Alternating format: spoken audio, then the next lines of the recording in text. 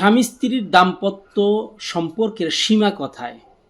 আমার কাছে অনেকেই জানতে চেয়েছেন স্বামী স্ত্রীর মধ্যে সব কিছু কি জায়েজ নাকি কিছু সীমা আছে।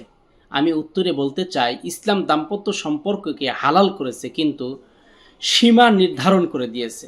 এ ব্যাপারে মহান আল্লাহ রাব্বুল আলামিন পবিত্র কালামুল্লাহ শরীফের 2 নম্বর পারার 2 নম্বর সূরা বাকারার 223 নম্বর আয়াতে কারিমার ভিতরে ইরশাদ করেন, নিসাউকুম হারসুল লাকুম ফাতু হারসাকুম আন্না শি'তুম।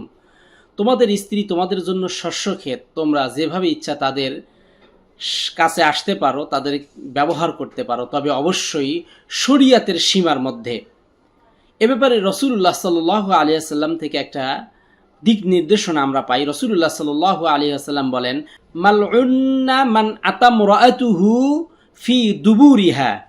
রাসূলুল্লাহ সাল্লাল্লাহু আলাইহি ওয়াসাল্লাম বলেন, যে ব্যক্তি তার স্ত্রীর সাথে নিষিদ্ধ পথে মিলিত হয় সে অভিশপ্ত।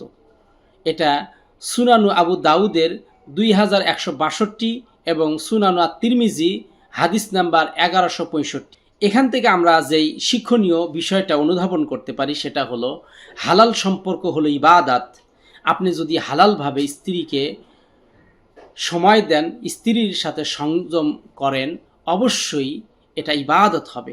আর যদি সেটা হয় সীমা লঙ্ঘন, যদি হয় সেটা বিপদগামী, নিষিদ্ধ পথে তা ব্যবহার করো, যদি তোমরা শরীয়তকে লঙ্ঘন করো, তাহলে সেক্ষেত্রে অবশ্যই সীমা লঙ্ঘন হবে।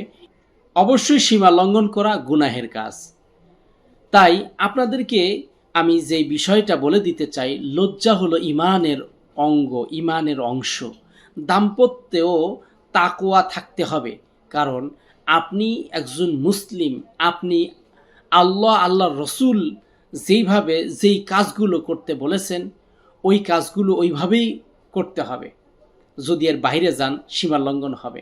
আমার আল্লাহ রাব্বুল আলামিন বলেন, মা আতাকুমুর রাসূল ফাখুযুহু ওয়া মা নাহাকুম আনহু ফান্তাহু। আমার রসুল তোমাদের জন্য যা কিছু নিয়ে এসেছে, যা তোমাদেরকে করতে বলেছে তা তোমরা করো, আর যেগুলো থেকে তোমাদেরকে নিষেধ করেছে, যেই বিষয়গুলো থেকে তোমাদেরকে বারণ করেছে, সেগুলো অবশ্যই তোমরা বর্জন করো। এটাই ইসলাম। তাই আল্লাহ রাব্বুল আলামিন যেইভাবে চেয়েছেন, রাসূলুল্লাহ সাল্লাল্লাহু আলাইহি ওয়াসাল্লাম সেই কাজগুলো সেইভাবে করিয়ে দেখিয়ে দিয়েছেন এবং উম্মতদের জন্য গাইডলাইন তৈরি করেছেন। আসুন আমরা ইসলাম শরীয়ত অনুযায়ী মানার চেষ্টা করি।